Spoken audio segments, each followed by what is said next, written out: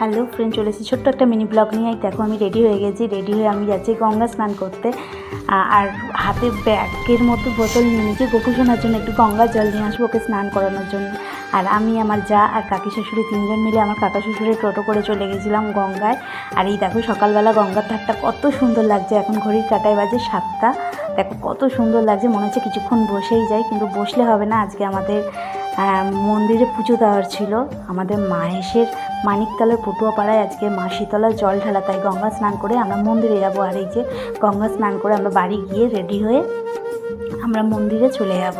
আর এই যে বাড়িতে এসে রেডি হয়ে গেছি, আমাকে কেমন লাগছে অবশ্যই কমেন্টে জানাবে। আর রেডি হয়ে আমরা বেরিয়ে গেলাম মন্দিরের উদ্দেশ্যে।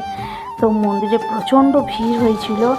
আমি ডালা ফালা সব কিনে নিয়েছিলাম, ডাব, ফুল, মিষ্টি সব কিনে নিয়েছিলাম। আর দেখো কতটা ভিড় হয়েছিল।